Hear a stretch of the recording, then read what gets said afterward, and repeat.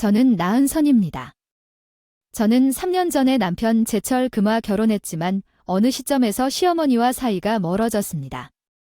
제철 금는 그의 여동생 주명함로부터 메시지를 받았고 우리는 솔직하게 주명함과 제철 금과 서로 만나기 위해 커플로 만나기로 결정했습니다. 별로 친하지는 않지만 내 입장에서는 다정하고 배려심 깊은 여동생인 줄 알았는데 게다가 엠마는 평소에 사소한 일에도 연락을 잘 안 해서 어쩌나 걱정이 됐다. 사실 결혼도 곧 앞두고 있다. 엠마는 사귀고 있다. 주명함 20대 후반 데이빗보다 10살 정도 어리네요. 진심으로 축하했지만 마음속으로는 데이빗도 같은 마음일지 걱정이 됐어요. 왜 우리에게 전화했는지 알겠습니다. 엠마가 고개를 끄덕였다고 말하자마자 엄마에 관한 것입니다. 엄마의 행동이 기억납니다. 너희 결혼식에서 그 이후로 우리 친척들조차 거리를 두었고 엄마는 자기가 무슨 짓을 할지 아는 내 남자친구에 대해 알면 항상 나에게 너무 매달렸어. 한 번은 내 전 남자친구 집에 들이닥쳐 우리 헤어지자고 요구했지. 엠마 커피를 서빙하는 동안 나는 어쩔 수 없이 내 엄마가 정말 어렵다고 말했지. 그렇지 않니? 엠마는 낙담한 표정으로 반응했다. 친척이 되는 건 정말 부끄러운 일이야. 데이비드는 정말로 그와 결혼하고 싶다면 엄마와의 관계를 끊어야 할지도 모른다고 진지하게 조언했다. 데이비드가 우리가 시어머니로부터 아상이 된 이유가 결혼식 때문이라고 말하는 이유는 이해할 수 있다. 시어머니 줄리는 유독한 부모라고 할 수 있다. 그녀는 18세에 데이비드를 낳아두나 버림받았다. 데이비드를 부모님과 함께 두고 오랫동안 방치한 동갑내기 남자 데이비드는 한 번도 방문하지 않은 어머니를 기다렸지만 어머니는 다른 남자와 결혼하고 몇 년 후 이혼 후 엠마를 낳았다. 학교 학생이었지만 희경양을 위해 돈을 원했기 때문에 제철 금는 아들보다 현금소에 더 가까웠습니다. 그녀는 그에게 아르바이트로 벌어들인 돈을 가게에 기부하게 하고 제철 금을 전혀 돌보지 않고 주명함에게만 일했습니다. 희경양은 그를 끔찍한 대우를 받았습니다. 아끼는 모델 키트를 가차없이 팔고 친구들과 어울리는 것을 금지했다. 데이빗은 당연히 여자를 불신하게 되었지만 점차 나에게 레이첼은 엄마와 다르다. 엄마가 악마라면 레이첼은 천사 아니 여신과는 거리가 멀다고 말했다. 미덕도 미모도 아닌 여신인데 줄리와 비교하면 내가 왜 그렇게 나타났는지 알겠다. 그녀는 정말 최악이었다. 그녀는 우리 결혼을 강력히 반대했다. 이유는 간단했다. 그녀는 데이빗 월급이 나에게 오지 않을 것이라고 나에게 욕했다. 더 이상 고양이 도두가. 우리 부모님은 줄리에게 정말로 결혼하고 싶은지 물은 다음 나에게 33만 달러 정도 주면 괜찮을 텐데 그런 요구가 받아들여질 것처럼 말도 안 되는 소리 하지 말라고 소리치고 깊이 사과했다. 만약 그렇지 않았다면 우리 결혼이 취소되었을 것 같아 정말 미안하다고 부모님에게 말했다. 나는 데이비드를 사랑했고 부모님은 데이비드가 나쁜 사람이 아니라는 것을 인정했지만 데이비드는 엄마와의 관계를 끊고 싶다고 말하기 시작했다. 그녀를 부모로 삼기 위해 결혼식 날 희경양은 마치 자신이 주요 매력인 것처럼 빨간 드레스를 입고 나타났습니다. 그녀는 다이아몬드, 루비, 사파이어 등으로 장식된 반지를 착용했습니다. 제철 금과 오늘의 주인공은 우리 아니 레이첼 왜 눈에 띄려고 하는 거야. 줄리는 얼굴도 안 보고 반박했어. 내가 널 낳았을 때 결혼식도 못했으니 오늘은 내가 스타가 되어도 괜찮지 않나. 우리 부모님은 완전 어이가 없었지. 내 어머니는 한숨을 쉬었고 제철 금는 자연스럽게 피가 나올 때까지 입술을 깨물었습니다. 내 친척들은 기분이 좋지 않았고 제철 금의 친척들도 똑같이 헐떡였습니다. 나 역시 희경양의 터무니없는 행동에 얼굴을 찡그리고 있었고 이 시점에서 나는 여전히 결혼식을 취소하는 모든 것에 대해 나쁜 느낌을 받았습니다. 그래서 제가 할 수 있는 유일한 선택은 희경양과 문제를 일으키지 않도록 기도하는 것뿐이었습니다. 제발 의식이 처음으로 끝날 때까지 희경양을 침착하게 해주세요. 의식 중에 아무 일도 일어나지 않았기 때문에 아마도 제 기도가 들어졌을지도 모른다고 기도하고 있는 제 자신을 발견했습니다. 행사가 끝난 후에 사건이 발생했습니다. 희경양은 이것이 우리 가족의 축하 행사라고 선언했으며 나은선이 마지못해 우리 가족에 합류하더라도 모든 선물은 당연히 내 것이 되어야 하며 제철 금과 선물을 되찾기 위해 어머니를 쫓는 그녀의 행동에 내가 깜짝 놀랐을 때 그녀는 모든 것을 쓸어버렸습니다. 그러나 희경양은 어디에도 없었습니다. 그녀의 민첩성은 제철금의 수많은 전화에도 불구하고 고양이 도둑과 비슷했습니다. 그녀는 응답하지 않았고 완전히 사라졌습니다. 내 인생에서 그녀만큼 불합리한 사람을 만날 수 있을지 의심스러웠습니다. 내 멍청한 친척들과 그의 가족 앞에서 그녀의 행동에 대한 불신 제철금는 정말 미안하다고 말했습니다. 그 여자와의 관계를 끊겠습니다. 제발 이혼을 요구하지 마세요. 그런 다음 제철금는 눈물을 흘리며 우리에게 사과했습니다. 모두가 그를 안심시켰습니다. 문제는 그 사람한테 있는 게 아니야, 너한테 있는 게 아니야. 이혼할 필요 없어. 데이빗이 안타까워서 데이빗을 위해 그녀를 용서할 수 없었어. 우리는 인연을 끊기로 결정했어. 인연을 끊을 수 있다면 그 선물을 퇴직금으로 생각하자. 그것은 지불할 대가가 적었고 제철금는 그의 어머니와의 관계를 끊었고 친척들도 그녀와 더 이상 거래하지 않기로 결정했으며 제철금는 그의 어머니가 축하 행사를 낭비했을 때 소원을 위해 법률 문서를 준비하는 정도까지 법적 조언을 구했습니다. 선물을 돌려받은 그는 즉시 그녀에게 사인을 했습니다. 그가 나와 결혼하기 위해 TI를 끊어도 정말 괜찮았나요? 이것 때문에 그가 가족을 잃게 만들었나요?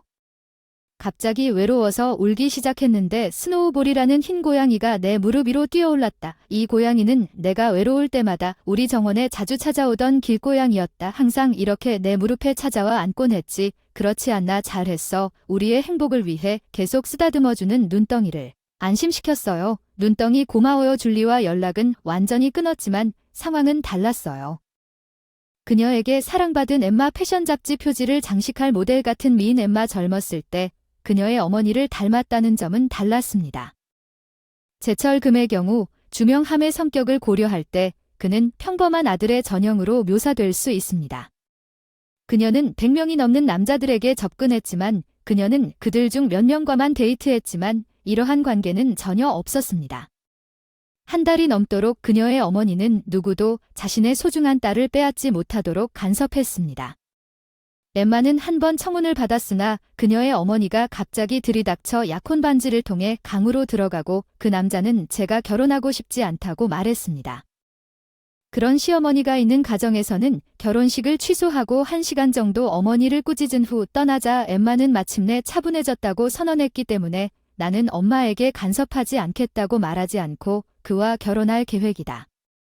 정문이 닫히자마자 나는 어쩔 수 없이 제철금에게 그녀가 방해받지 않을 거라고 생각하느냐고 물어볼 수밖에 없었습니다.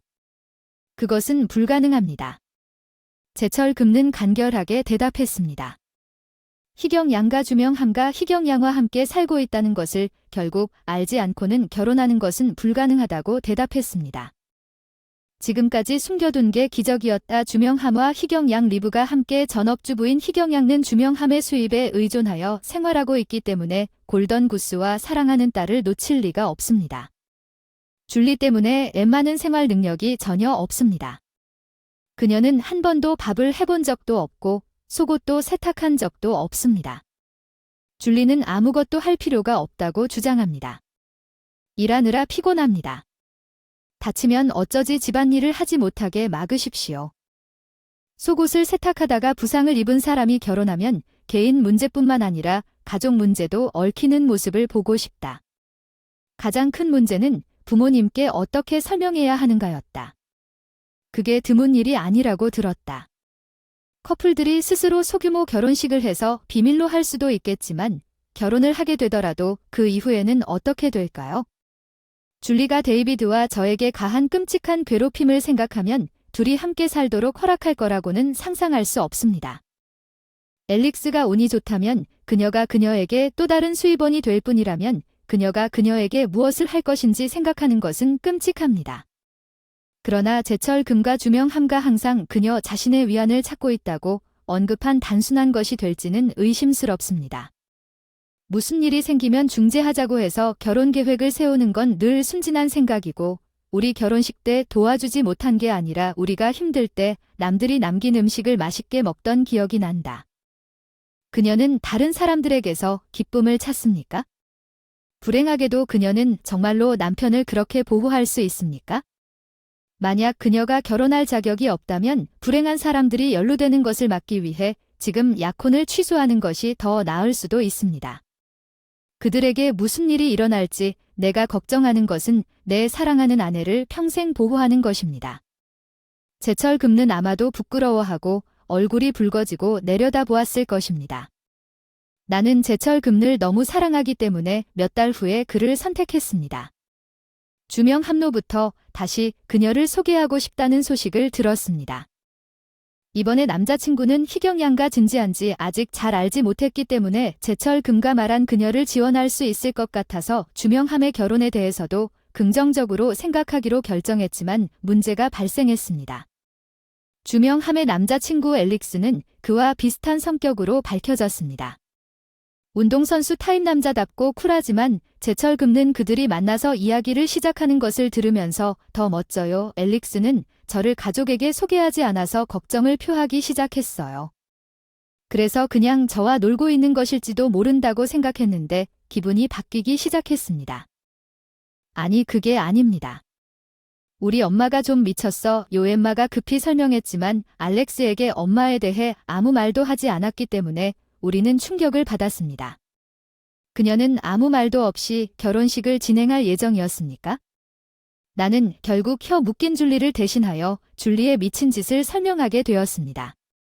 데이비드의 성장 과정과 결혼 사건까지 포함해서 10분 뒤에 줄리가 얼마나 위험한지 설명하고 이야기하자 알렉스의 얼굴이 창백해졌습니다. 알렉스는 끔찍하다고 중얼거렸습니다. 정말 끔찍하다고 동의했는데 알렉스가 아니라고 하더군요. 그렇게 거짓말하는 건 정말 끔찍해요. 너무 과장하는 것 같아요. 말문이 막혔어요. 데이비드는 당신이 우리 결혼을 반대하는 것처럼 어리둥절한 표정을 지었습니다. 그래서 그렇게 믿을 수 없는 이야기를 하는군요. 세상에 그런 사람이 있을 리가 없습니다. 엠마와 데이비드는 그의 말에 당황했고 엘릭스는 점점 더 흥분하면서 순간적으로 믿을 수 없다는 표정을 지으며 줄리 레이첼이 안타깝다. 좋은 며느리라는 느낌이 없느냐? 줄리를 괴롭히는 대신 시어머니를 괴롭히는 게 부끄럽지 않느냐라고 외쳤다. 이 문맥에서 의미라는 단어가 왜 나오는지 모르겠습니다. 마치 외계인과 대화하는 것 같았습니다. 아내는 시어머니를 공경해야 합니다. 그녀의 소중한 딸이 빼앗겨가는 엠마는 너무 사랑스러워서 그런 상황에서는 친절해야 하니까 내가 잘못이 없어도 물러서야 하는 걸까? 우리는 그렇게 단순한 문제를 넘어서는 일이기 때문에 왜 그 사람은 그것을 이해하지 못합니까? 너 같은 놈들 때문에 우리 결혼 못하는데 시어머니께 좀 더 친절하게 대해줘. 화해하도록 도와줄게. 알렉스가 나한테 강의를 해서 말도 안 되게 우리 관계를 더 복잡하게 만들어. 이 세상에서 줄리 같은 사람을 만나다니 말도 안 돼. 몇 달이 지났어. 알렉스 억지로 결혼식을 계획했다. 그것은 소박한 일이었다. 가까운 가족, 친구, 친척들만 참석한 사건이었다. 이렇게 작은 환경에서는 희경양의 장난이 최소화될 것이라고 생각했다. 나는 초대를 받았을 때 순진하게 낙관적이었다. 제철 금는 계속해서 주명함에게 이것이 사실이냐고 물었다.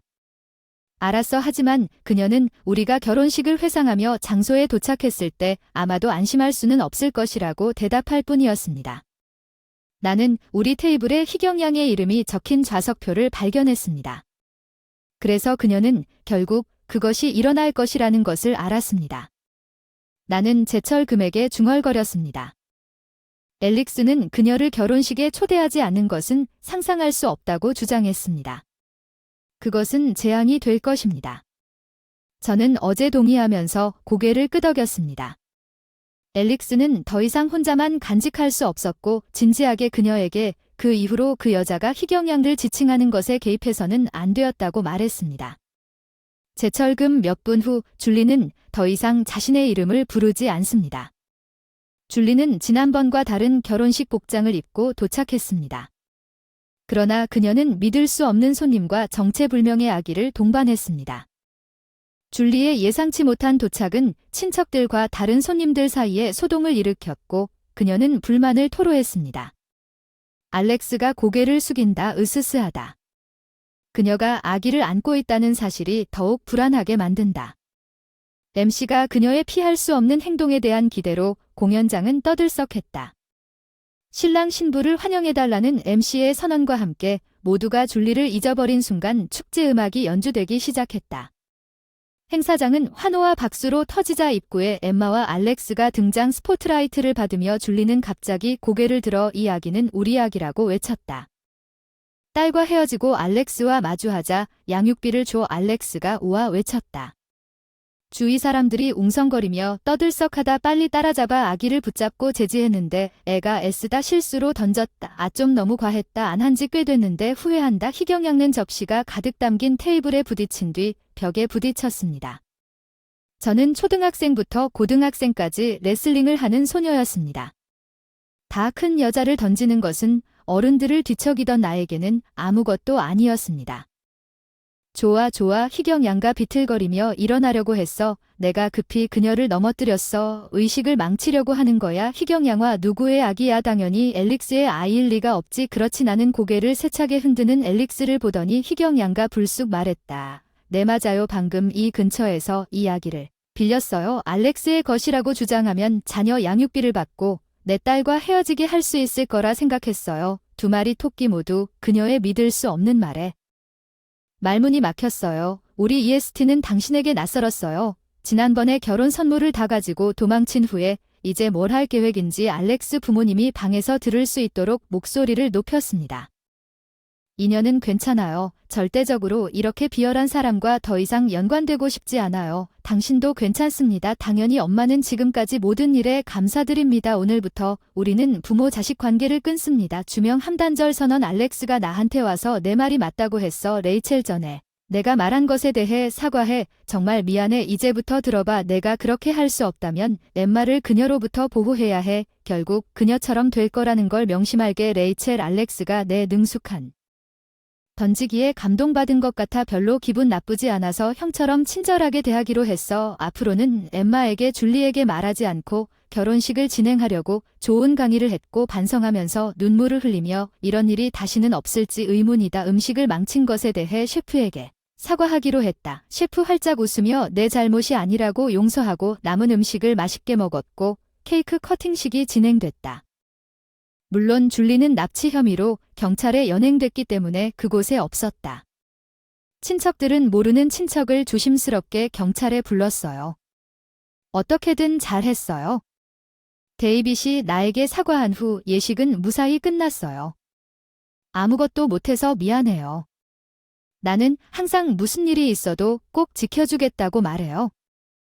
남편으로서는 실패한 것 같아요. 아니, 그건 사실이 아니에요. 저는 항상 당신 덕분에 구원받고 있어요. 영원히 내 곁에 있어주세요. 내 멋진 남편 데이비드를 안아주고 몇 달 후 함께 열정적인 밤을 보냈어요. 주명 하마 엘릭스는 변호사와 상담하고 법적 소송을 제기했습니다. 소원을 위해 준비된 문서. 희경양는 납치 혐의로 3년 이상의 징역형을 선고받을 수 있었지만 구금에서 풀려난 후 아기가 무사했기 때문에 아기의 부모는 합의하기로 결정했습니다.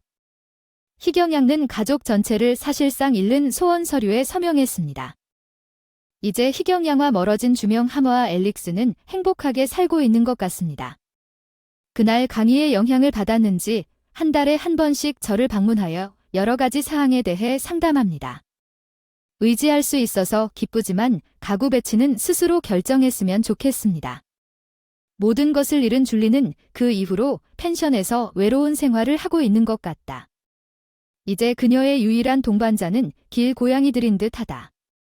3년 후 우리 가족 모두 아이를 낳게 되었고 모두 그녀와의 인연을 끊은 덕분에 우리는 함께 웃었다.